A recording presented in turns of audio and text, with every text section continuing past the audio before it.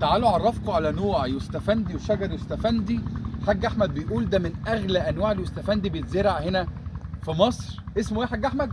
ده مركد اسباني. مركد اسباني. مركد اسباني. اه ممكن يعني تقطف لنا واحده كده دي مثلا؟ مثلا. بسم الله الرحمن الرحيم. ما شاء الله، الله اكبر. بس الناس ما تخدعش ان هو بلدي. لا، هو اغلى من البلدي بتقول. اغلى من البلدي. ده بكام بقى من على الشجر؟ ده بيوصل 20 جنيه و30 جنيه على الشجر وبيتباع تصدير. اه بيتباع من على الشجر. تصدير. الكيلو تاخده محطه ب 15 جنيه. تاخده ايه؟ المحطه بتاع التصدير. المحطه بتاعت التصدير. في ناس متخصصه في كده يعني. متخصصه في كده. اه ده اسمه مركد اسباني. ده مش موجود في السوق المحلي هنا. لا مش موجود. مش المحل لاقي. بتاع الفرزه بتاعته نمره 2 تاخد انت منها.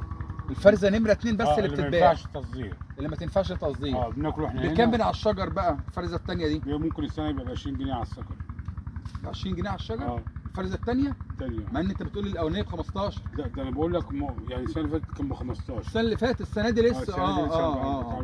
الفرزه الثانيه بتنزل السوق المحلي بس اسمها فرزه ثانيه. ايوه اللي هي بعد التصدير. بالظبط.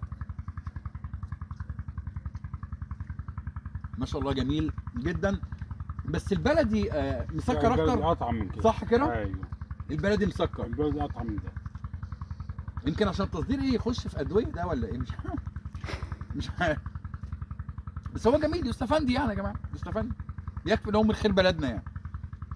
مركد اسباني. اسباني ايوه على ارض مصريه. يا رب تكونوا استفدتوا معايا من المعلومه بتاعت المركد الاسباني اللي بيتزرع هنا في مصر. بعد ما شفنا الاسباني، طب الشجره دي انت بتقول لي مختلفه. ده مركد كيني. مركد برضو كيني. بس كيني. ايوه وبنفس السعر يا حاج احمد؟ بنفس السعر. بنفس السعر. بسم الله الرحمن الرحيم. كل ما يستوي اكتر بتكون الجوده بتاعت الحلاوه بتاعته اكتر. أحسن. كل ما يستوي يطرى. انا حاسس ان هو ناشف شويه. ايوه صح؟ أيوة. ياه يا عم البلدي بتاعنا جميل. بلا مركد بلا البلدي فعلا جميل جدا. بس الماده الزيتيه على فكره بتاعت دي كتيره قوي. ايوه بتاعت القشره.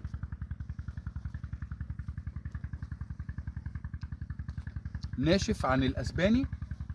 بس طعم المركد الكيني ده احلى من الاسباني. جميل.